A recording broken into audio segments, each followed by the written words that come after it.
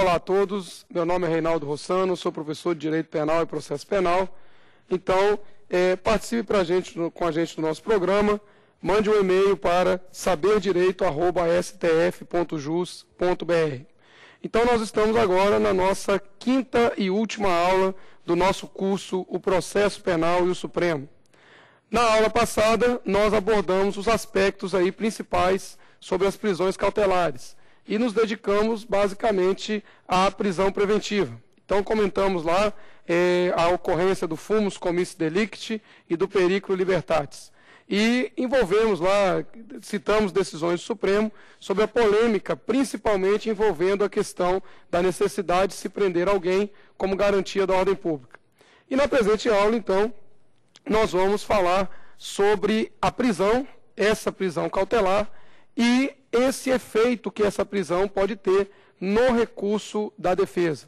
Inicialmente, a nossa aula com uma pergunta do nosso telespectador. Então, vamos acompanhar.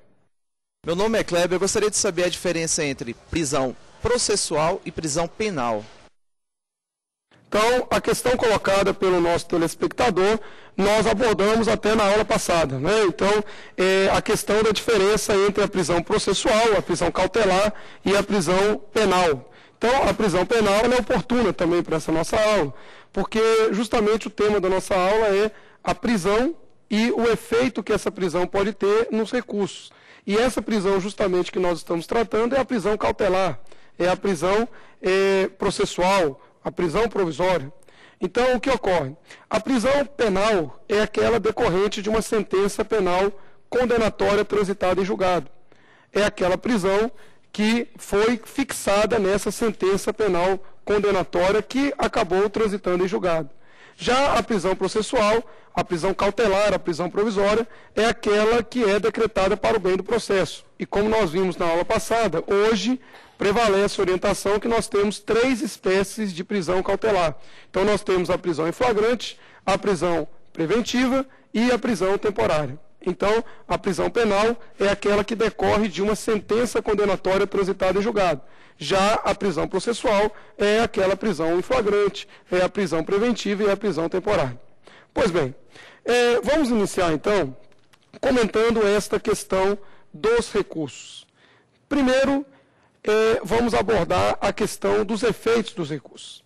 Então, vejam bem, vamos imaginar no caso concreto que o sujeito tenha sido condenado. E, como nós colocamos na aula passada, a regra é que o sujeito responda o processo em liberdade. Então, o que ocorre? Ele aguardou o processo, ele respondeu o processo todo em liberdade e veio a ser condenado em primeira instância. Em princípio, quem responde em liberdade o processo, ele vai ter o direito também de recorrer em liberdade. E contra essa sentença condenatória, que o condenou em primeira instância, vai ser cabível a interposição de um recurso chamado apelação. Então, ele vai apelar dessa sentença. E a apelação de uma sentença condenatória é um recurso que tem necessariamente um efeito que nós chamamos de suspensivo. E o que é esse efeito suspensivo? Pelo efeito suspensivo, aquela decisão, o teor daquela decisão, ele só deve ser cumprido depois de ser analisada aquela decisão pelo tribunal. Então, o efeito suspensivo suspende os efeitos da decisão recorrida até que ela seja devidamente analisada pelo tribunal ad quem. Então, vejam, nesse exemplo que nós estamos tomando por base, o sujeito respondeu o processo em liberdade. Foi condenado em primeira instância e ele apelou. O que acontece nesse caso? Essa apelação vai impedir que ele já comece a cumprir a pena privativa de liberdade prevista na sentença condenatória. No entanto, existem alguns recursos que não possuem efeito suspensivo.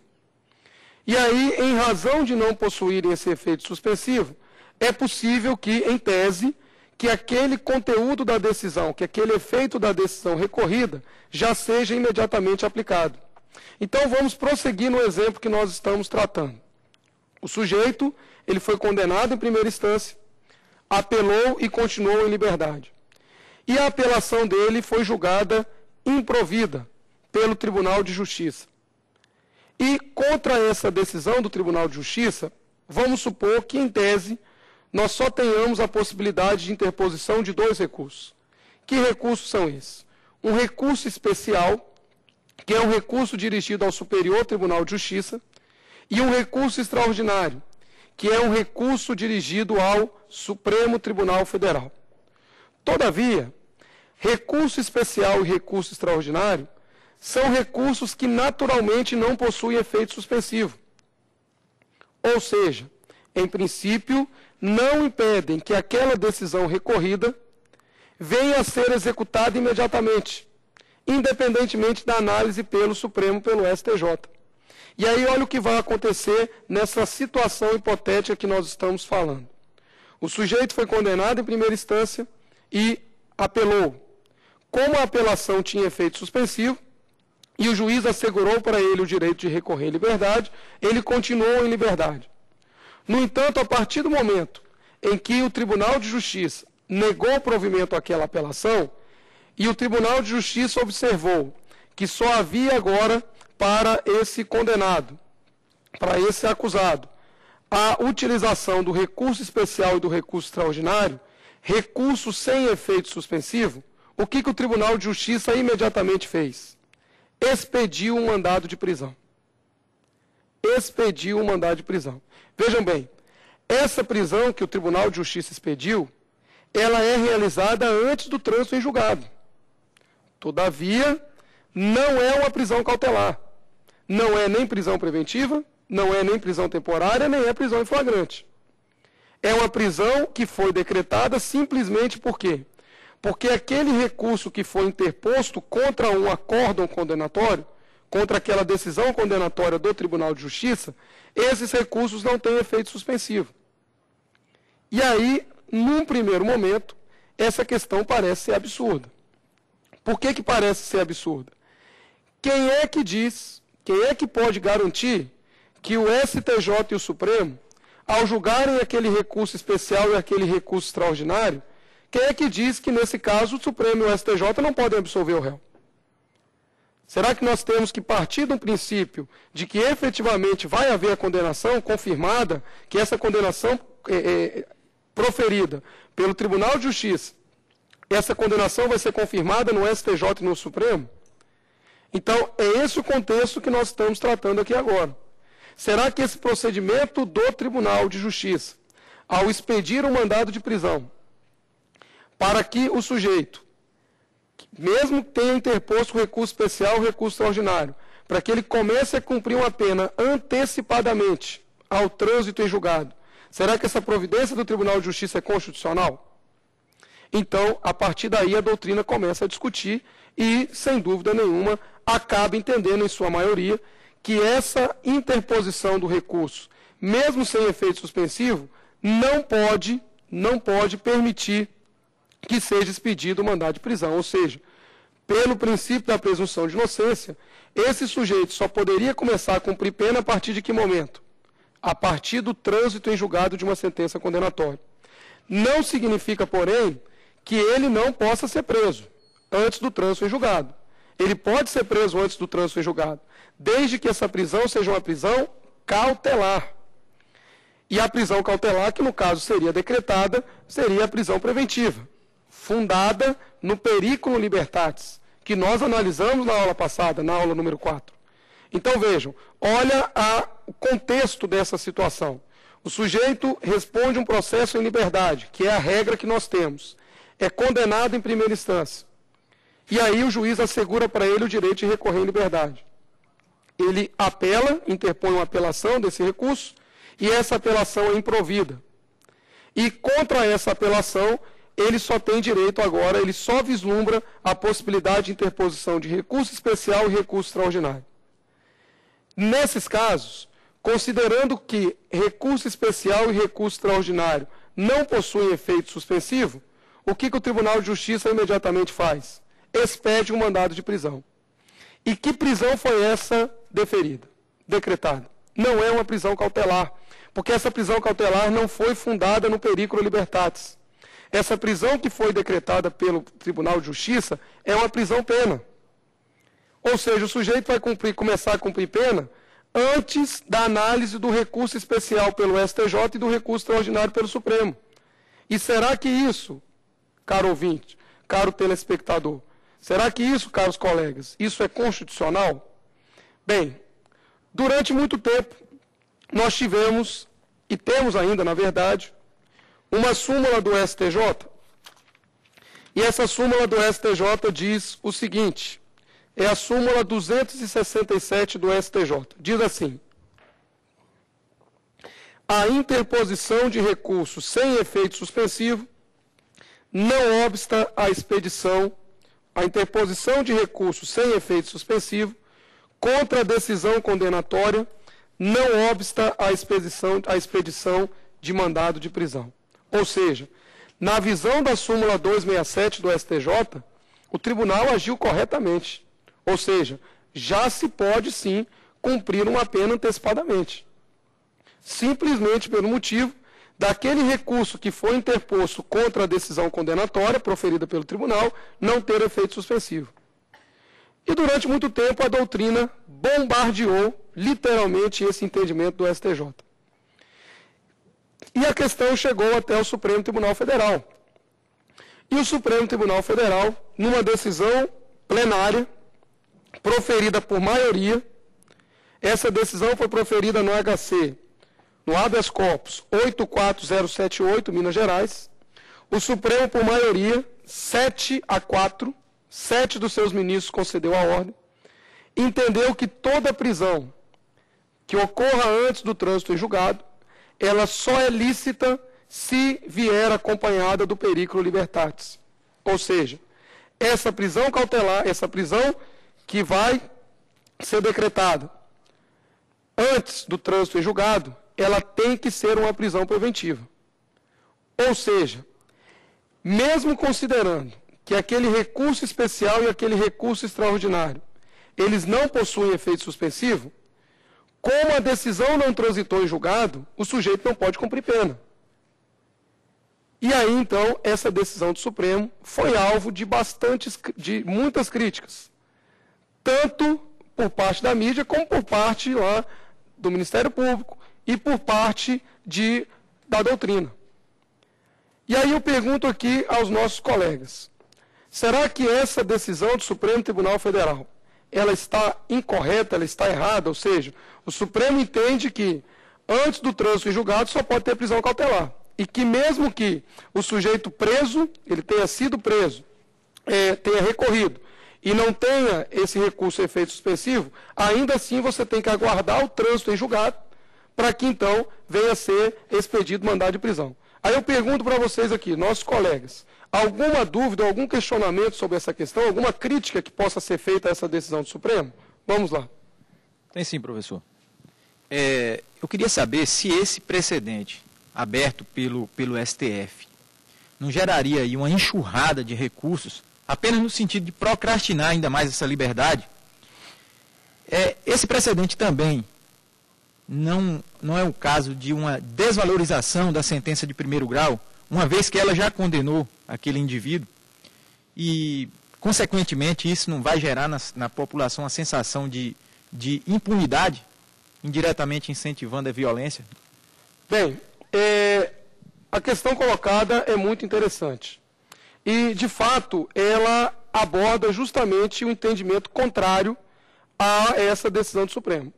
Então, as razões que levaram o Superior Tribunal de Justiça, o STJ, a editar a súmula 267, justamente foram essas duas que você bem colocou. Primeiro, que a defesa recorreria tão somente para recorrer.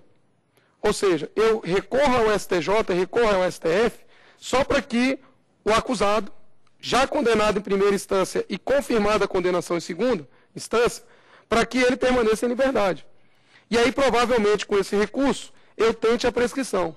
Eu tente a prescrição do delito. E isso, de certa forma, o que vai acontecer? Ele, de certa forma, vai estimular, sim, o uso indiscriminado de recursos por parte da defesa. Eu não tenho dúvida disso. E, inclusive, por exemplo, nas nossas aulas de processo penal, eu sempre aponto o seguinte: defesa, você tem que recorrer. Você depende de um procedimento, de um provimento de um órgão de superior instância. Isso é um direito que você tem. Isso está dentro da ampla defesa. Agora, o Supremo Tribunal Federal, ele fez essa ponderação. O que vale mais é você permitir que a defesa se utilize de forma deliberada de vários recursos, ainda que com fins meramente protelatórios, ou seria melhor você conferir uma máxima efetividade ao princípio da presunção de inocência e não permitir que alguém cumpra a pena antes do trânsito em julgado? Isso foi alvo de discussão dos ministros do Supremo. E vejam bem, entre as duas opções, o Supremo optou por qual? Por garantir uma máxima efetividade ao princípio da presunção de inocência. Claro que os outros ministros, os 4 ministros que votaram contrariamente a esse entendimento, eles fundamentaram lá as razões deles justamente nesses motivos que você falou. Ou seja, evitar uma enxurrada de recursos meramente protelatórios.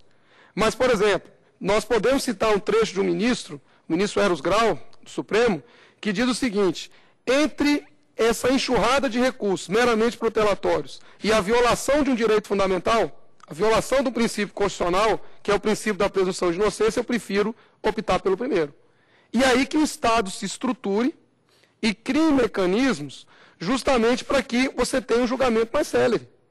Porque o crime vai prescrever não é por causa do número de recursos, é por causa da morosidade da justiça. Se você coloca, por exemplo, veja você, telespectador, imagine o seguinte: será que em 6 meses é um período razoável para se julgar um recurso? É evidente que é, mais do que razoável. Se em 6 meses você conseguisse julgar um recurso no Tribunal de Justiça, se em 6 meses você conseguisse julgar um recurso no STJ, e em 6 meses no Supremo, nenhum crime estaria prescrito.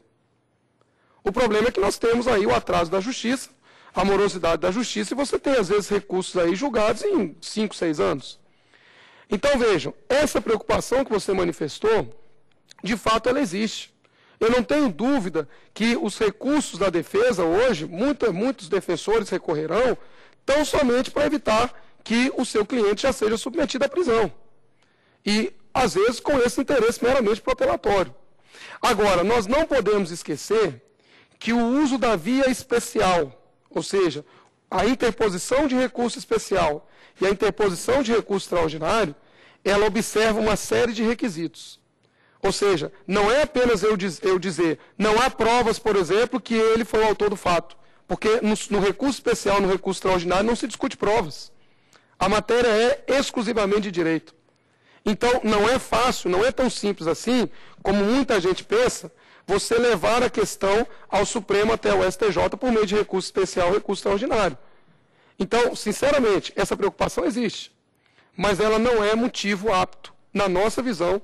E quando eu digo nossa visão, é minha e dos 7 ministros do Supremo que julgaram nesse sentido, para você cercear um direito individual. E sabe qual é o absurdo maior? Esse que é o absurdo maior que nós considerávamos sempre.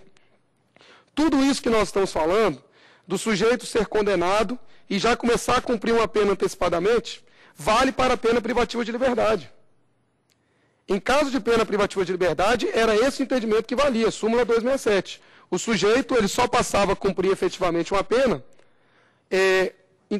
já começava a cumprir efetivamente uma pena, se o recurso que ele interpôs não tivesse efeito suspensivo. No entanto, era pacífico, como é pacífico até hoje, que se a pena é uma pena restritiva de direitos, o sujeito só começa a cumprir pena após o trânsito em julgado. Vejam bem, o sujeito que é condenado, por exemplo, a 2 anos, a 3 anos de uma pena restritiva de direito, mesmo que ele interponha um recurso especial, recurso extraordinário que não tenha efeito suspensivo contra essa sentença condenatória, o entendimento tanto do Supremo quanto do STJ, mesmo do STJ, é que ele só começa a cumprir pena em que momento? Depois do trânsito em julgado dessa sentença. Ou seja, o fato dele ter interposto recurso especial e recurso extraordinário, deles não terem efeito suspensivo, não impediria, sem dúvida nenhuma, a expedição do mandado de prisão. Mas isso quando nós estivéssemos tratando de quê?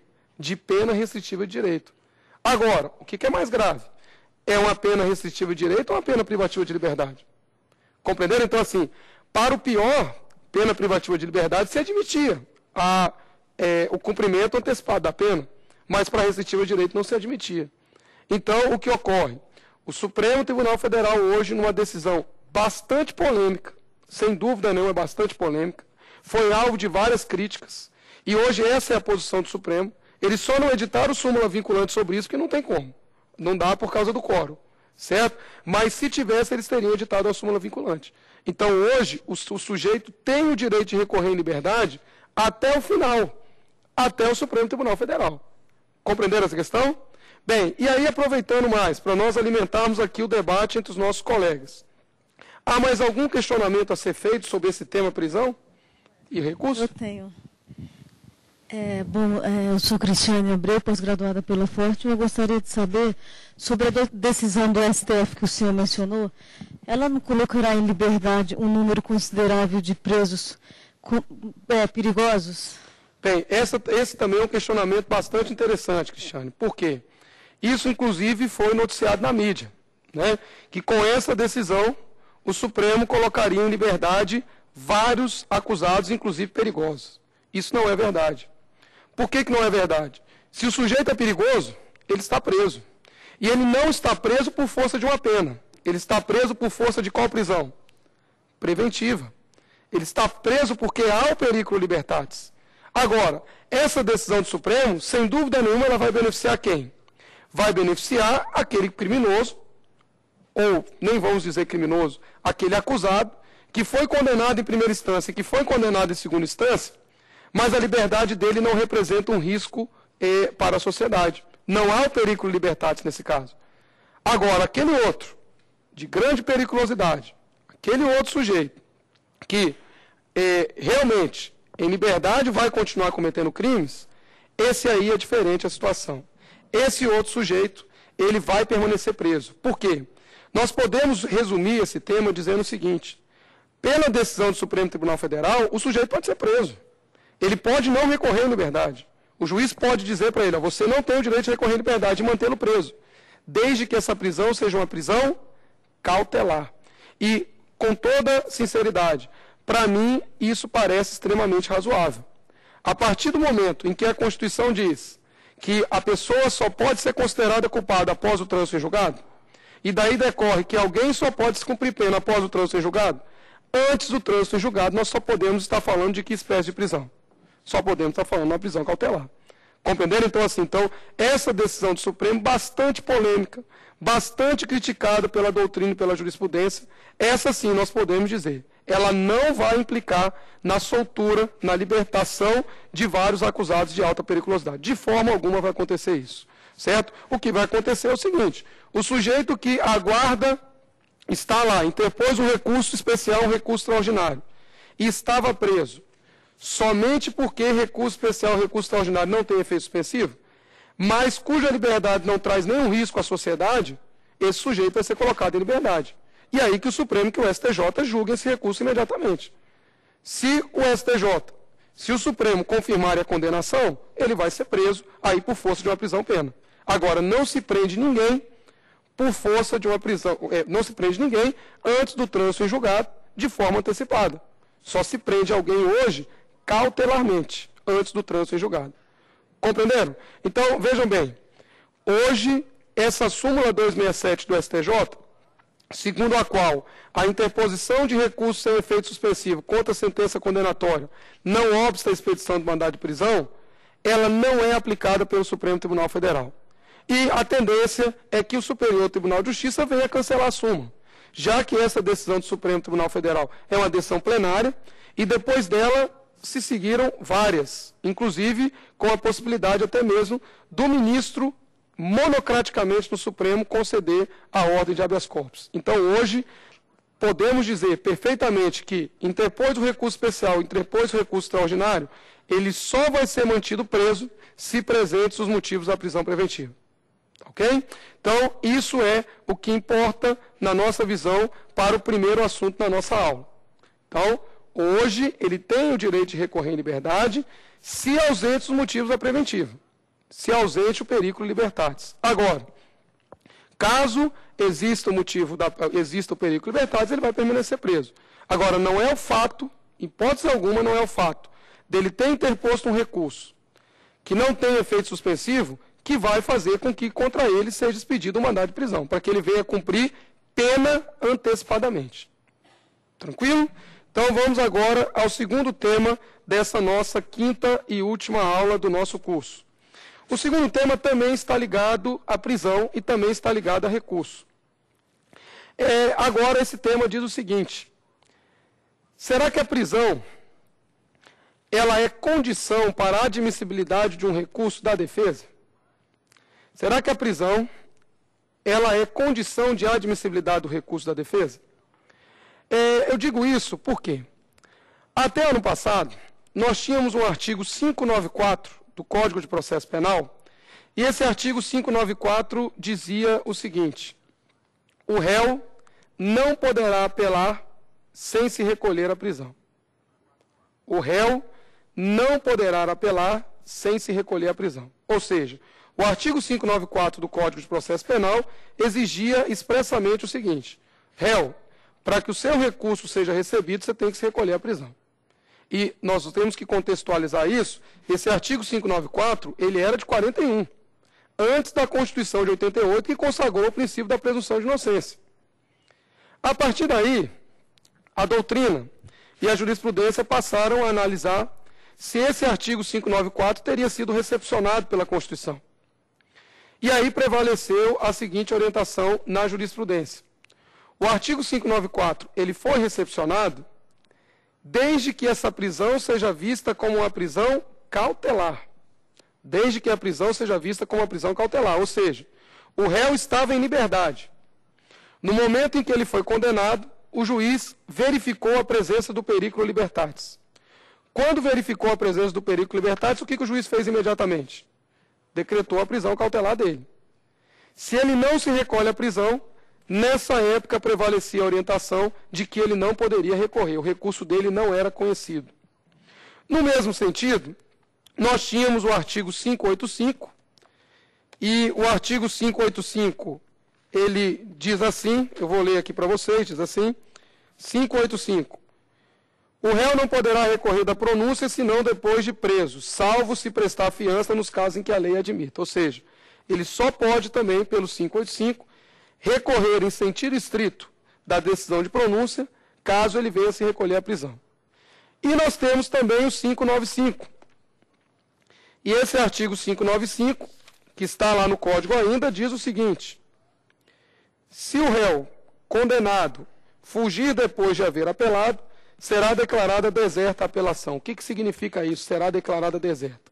Então, nós conjugávamos aí 3 artigos. O 594, que dizia que o réu só poderia apelar depois de se recolher à prisão. E é claro que se interpretava isso no seguinte sentido: ele foi condenado, o juiz verificou a possibilidade de decretar a prisão preventiva, decretou, então ele só pode o apelo dele só era recebido se ele viesse a se recolher à prisão. O 585 também o mesmo sentido, só que aí o recurso não era apelação, o recurso era o recurso sentido estrito contra a decisão de pronúncia. E finalmente o 595 diz o seguinte: apelou, fugiu, perdeu o recurso. É como se fosse aquela brincadeira: apelou, perdeu. Isso, apelou e fugiu, perdeu. Então, numa situação dessa, o réu, ele sabia: se eu fugir, o meu recurso vai ser declarado deserto, não vai ser conhecido. E aí a doutrina, ela começou a se levantar contra isso. Primeiro, essa exigência, e isso parece um pouco absurdo, mas o pessoal comenta isso. Para a acusação recorrer, ela precisa se recolher à prisão? Vocês já imaginaram? É algo absurdo. Mas assim, um promotor de justiça, para recorrer de uma sentença absolutória, ele não precisa se recolher à prisão. Ou seja, você está criando uma condição para a defesa, para ela recorrer, que é o recolhimento à prisão, e essa exigência não existe para a acusação. Isso está ferindo o princípio da isonomia entre as partes. Essa foi a primeira argumentação. E além do princípio da isonomia, a doutrina também hoje aponta que essas exigências do 594, do 585 e do 595 ferem também o princípio da ampla defesa. Porque o legislador, a ampla defesa, nós não podemos esquecer que o recurso é um dos meios inerentes à ampla defesa. E o que o legislador, com o 594, o 585 e o 595, acabou por fazer? Limitar a ampla defesa. E, além disso, também fere o acesso ao duplo grau de jurisdição. Então, a doutrina passou a discutir essa questão da validade do 585, do 594 e do 595, agora sob outros prismas. Então, não se discutia mais a questão da presunção de inocência apenas. Passou-se a se discutir ofensa ao princípio da isonomia, porque essa exigência de recolher a prisão para apelar não é feita à acusação. Passou-se a se discutir ofensa à ampla defesa, porque você está limitando um dos meios inerentes à ampla defesa, que é o recurso, e também o acesso ao duplo grau de jurisdição. E aí, essa questão acabou vindo a ser acolhida pelo STJ. Então, o STJ, ele editou uma súmula, que é a súmula 347, no meio do ano passado. E essa súmula 347, ela diz o seguinte, eu vou me permitir aqui ler, diz assim: o conhecimento do recurso de apelação do réu independe de sua prisão. Então, vejam bem, a súmula 347 do STJ diz que o conhecimento do recurso de apelação do réu independe de sua prisão.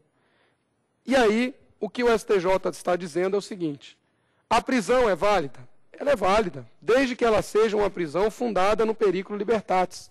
Agora, nesse caso, essa prisão, ela não vai interferir no recurso. O réu estava em liberdade. O juiz, ao condená-lo, reconheceu a existência do periculo libertatis. O que ele fez? Decretou a prisão dele, a prisão preventiva. Ele não se recolheu à prisão. Ele é um fugitivo. Mas isso vai impedir o conhecimento da apelação do réu? De forma alguma. O réu estava preso, ele recorreu, fugiu. Ele é um fugitivo. Mas isso vai importar no não conhecimento da apelação dele? Pela súmula 347, não. E aí, corroborando com essa súmula 347, ano passado, a lei 11.719, uma daquelas leis que nós falamos, inseridas no contexto da reforma do CPP, revogou expressamente o artigo 594. Ou seja, o artigo 594, aquele que exigia que o réu se recolhesse à prisão para apelar, ele está revogado expressamente do Código de Processo Penal. No entanto, os artigos 595 e 585 ainda permaneceram lá no Código. Mas aí, por uma falha do legislador. Por que falha do legislador? Porque logo que saiu essa lei, 11.719, foi dada essa lei, deu redação ao artigo, deu nova redação ao artigo 387, parágrafo único, que nós já lemos aqui pelo menos umas 3 vezes no nosso curso. E o parágrafo único desse artigo 387, que trata de uma sentença condenatória, diz assim: o juiz decidirá fundamentadamente sobre a manutenção, ou se for o caso, imposição de prisão preventiva ou de outra medida cautelar. Olha a parte final agora. Sem prejuízo do conhecimento da apelação que vier a ser interposta. Sem prejuízo do conhecimento da apelação que vier a ser interposta. Ou seja, ainda que o réu não se recolha à prisão, essa ausência da prisão preventiva não vai ser óbice ao conhecimento da apelação do réu. E é evidente, embora o Código tenha dito apelação, nada vai impedir que esse conhecimento, que esse entendimento, seja aplicado ao recurso antidistrito contra a pronúncia. Porque, vejam, o réu é condenado, é decretada a sua prisão cautelar. Ele tem direito a recorrer em liberdade e, se o juiz decretar a prisão e ele não se recolher à prisão, não deixa de ser conhecido, continua sendo conhecido a apelação. Por que ele, sendo pronunciado, não recolhendo a prisão, ele vai deixar de ser recebido esse recurso antidistrito? Então, com base nesse artigo 387, parágrafo único, a doutrina logo disse, o artigo 585 também está revogado, tacitamente. Assim como ocorria com o artigo 595. Por quê? Está expresso no parágrafo único, sem prejuízo do conhecimento da apelação que vier a ser interposta. É a mesma linha que nós temos da súmula 347 do STJ. O conhecimento da apelação, do recurso da apelação do réu, independe de seu recolhimento à prisão. No entanto, a questão estava submetida ao plenário do Supremo Tribunal Federal. Então, nós tínhamos lá a submissão da validade do artigo 594 e do artigo 595 lá no Supremo Tribunal Federal. Claro que, quanto ao 594, a questão não teve maiores problemas. Por que não teve? Porque o artigo 594 foi revogado expressamente. No entanto, prevalecia a questão ainda, permanecia a necessidade ainda, do Supremo Tribunal Federal se manifestar sobre o artigo 595. Porque esse artigo 595 ainda está lá. Ou seja, será que o réu, ele apela, está preso? Será que se ele fugir, esse artigo 595 vai ser aplicado para que o recurso de apelação dele não seja conhecido? E aí, então, a questão foi até o Supremo. E aí o Supremo, em mais uma posição, na nossa visão, corajosa, garantista, ele entendeu, por meio do HC 85961, o HC 85961, que o artigo 595 do Código de Processo Penal, ele sequer teria sido recepcionado pela nossa Constituição. Ou seja, não foi a lei que revogou tacitamente o artigo 595, foi a própria Constituição, ou seja, desde 88, aquele artigo 595 não deveria ser mais aplicado. Por que não deveria ser mais aplicado? Porque uma coisa é a prisão, outra coisa é o recurso. Então, veja bem, a prisão do réu, antes do trânsito em julgado, ela é constitucional a partir do momento em que ela seja uma prisão cautelar, em que ela seja basicamente uma prisão preventiva, fundada no periculo libertatis. Agora, essa prisão, de maneira alguma, pode influenciar no recurso que tenha sido interposto pelo réu. De maneira alguma isso pode influenciar. E aí, então, aqueles artigos muito questionados na doutrina, o 594, o 585 e o 595, eles não devem ser mais aplicados. E aí, para a gente conjugar a nossa aula de hoje, o Supremo garante ao réu o direito de recorrer em liberdade, a não ser que esteja presente para ele os motivos que autorizam a preventiva. E mesmo que essa prisão preventiva seja decretada, caso ele não se recolha à prisão, ou caso venha a fugir, por exemplo, de uma prisão que tenha sido decretada e cumprida, isso não vai inviabilizar o seu recurso que porventura tiver sido interposto. Então, uma coisa é a prisão, outra coisa é o recurso. E aí eu aproveito essa oportunidade a perguntar aqui para nossos colegas se restou ainda algum fato a ser esclarecido, alguma dúvida a ser esclarecida, para que a gente então possa prosseguir. Professor, meu nome é Paulo Maciel, professor de graduação da Forte. Me resta uma questão.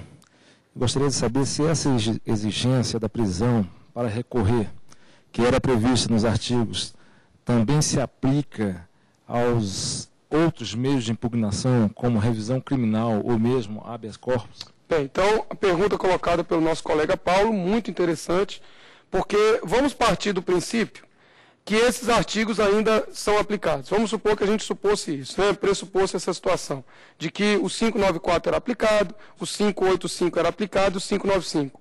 Mesmo nessa época, era entendimento pacífico da jurisprudência de que essa exigência da prisão para recorrer, ela só existia para a apelação e para o recurso antidistrito.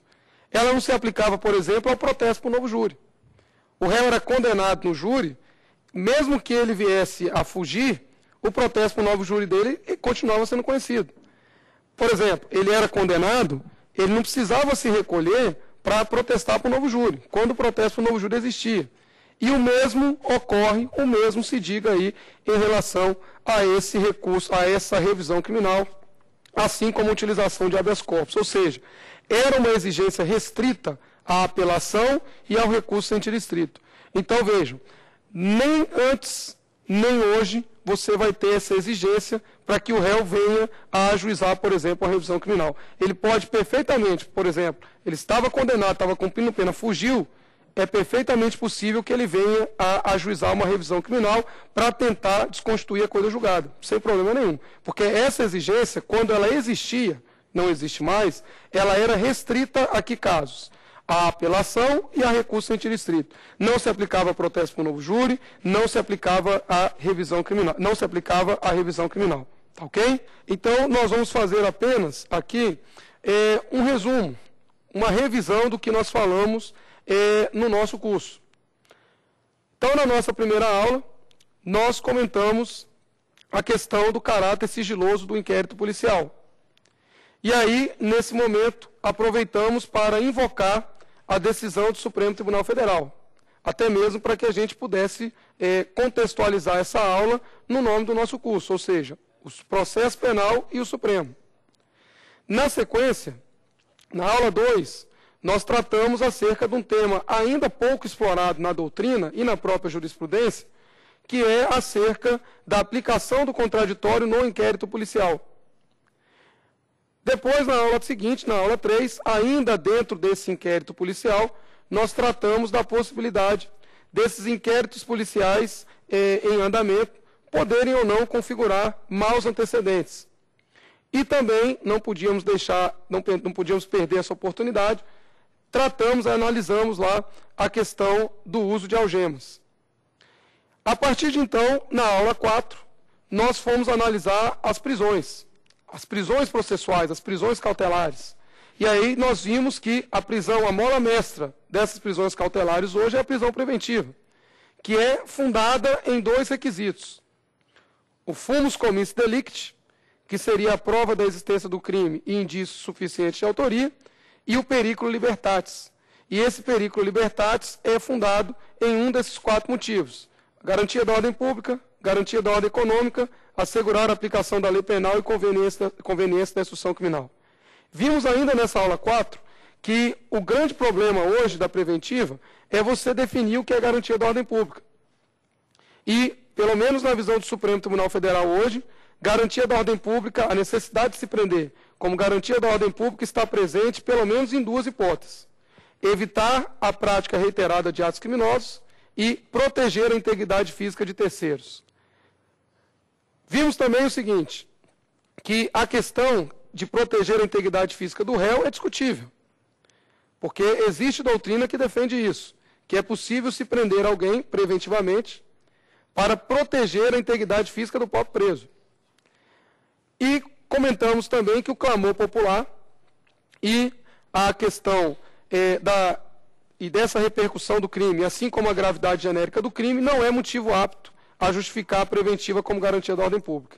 E aí, até agora, na nossa 5ª aula, depois de nós analisarmos o que é essa prisão cautelar, nós passamos a tratar dos efeitos dessa prisão cautelar no recurso. Porque até então, nós tínhamos 2 situações extremamente gravosas aos acusados. A primeira qual era? A primeira situação gravosa era que o sujeito tendo sido condenado em primeira instância, e essa condenação confirmada em segunda instância, e ele tendo direito apenas à interposição de um recurso especial e de um recurso extraordinário, essa interposição desse recurso especial e desse recurso extraordinário, como eles não têm efeito suspensivo, não impedia que ele viesse a ser preso. E ele era preso para quê? Para cumprir uma pena privativa de liberdade. Não se tratava aí de uma prisão cautelar, mas sim de uma prisão pena. Ou seja, o entendimento dos tribunais era de que era possível uma execução antecipada de pena privativa de liberdade, já que nós vimos que a pena restritiva de direitos só poderia ser cumprida após o trânsito em julgado. No entanto, comentamos a posição atual do Supremo, que acabou basicamente com esse entendimento. Ou seja, na posição proferida pelo Supremo Tribunal Federal, ele entendeu que, mesmo que o recurso não tenha efeito suspensivo, isto não é fator para que se cumpra, para que o réu venha cumprir antecipadamente uma pena privativa de liberdade. E aí, o fato dele ter interposto recurso especial e recurso extraordinário contra a decisão condenatória, ou seja, de ter impedido o trânsito em julgado da sentença condenatória, isso aí impede que ele venha a ser submetido ao cumprimento de uma pena privativa de liberdade. O que, no entanto, não afasta a possibilidade dele ser preso por outro motivo. E aí nós colocamos lá e destacamos bem isso, que essa prisão que é realizada antes do trânsito em julgado, ela só é válida se ela se revestir de um cunho cautelar. Se ela não se revestir de cunho cautelar, ela só pode ser cumprida após o trânsito em julgado. E aí, então, o Supremo Tribunal Federal, nessa decisão bastante acertada, a nosso ver, passa a entender que, mesmo que o recurso não tenha efeito suspensivo, ele só pode ser submetido a essa prisão depois do trânsito em julgado. E aí respondemos, inclusive, a questionamentos aqui dos nossos colegas, questionamentos interessantes, primeiro no sentido de que se essa possibilidade que o Supremo conferiu agora aos acusados de recorrer em liberdade até o trânsito em julgado, mesmo na via especial, na via extraordinária, se isso não implicaria, por exemplo, no estímulo à interposição de recursos meramente protelatórios da defesa. Aí nós falamos que sim. E o Supremo estava preocupado com isso.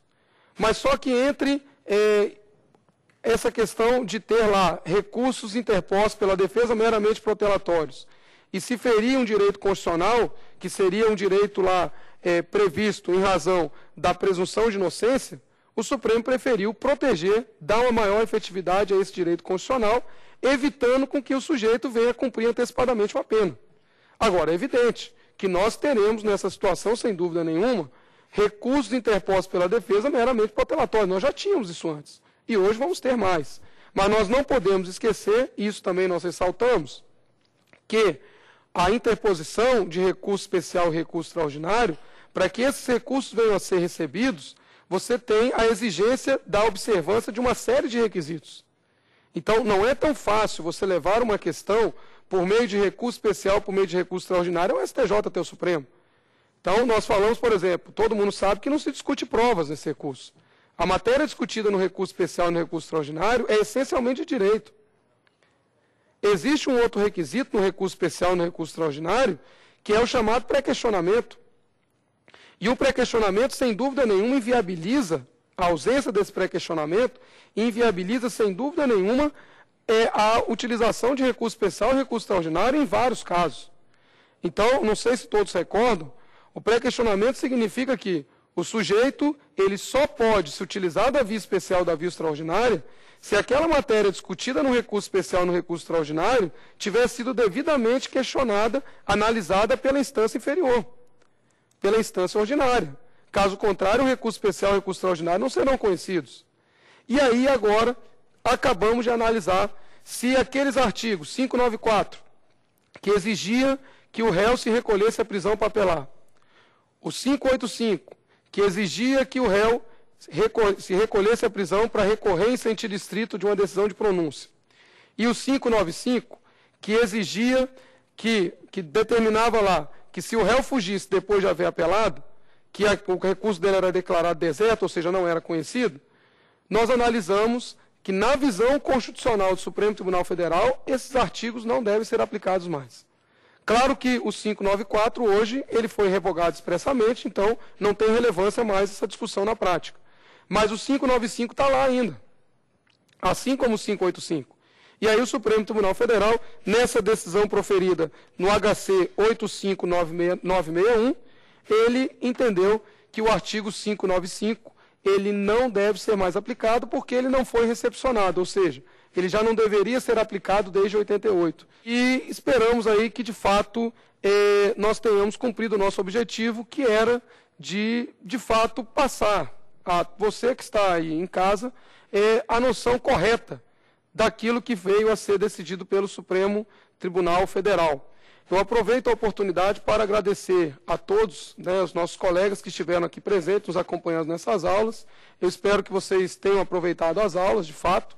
E a você, telespectador, também, que teve a paciência e de nos acompanhar aí nessas 5 aulas. E mande aí um e-mail para a gente, para o programa Participe Conosco, como vocês participaram nas aulas passadas. Manda um e-mail para saberdireito@stf.jus.br. E aproveitem também para acessar a página da TV Justiça, www.tvjustiça.jus.br, e façam download agora, não só dessa 5ª aula, mas também das aulas anteriores. Aproveito ainda para dizer que fiquei bastante feliz, bastante grato pelo convite, e com certeza, se vier a ser convidado novamente, estarei presente de novo. E qualquer dúvida, então, foi um grande prazer e esperamos aí uma outra oportunidade para que nós possamos retornar ao programa. Muito obrigado e até a próxima.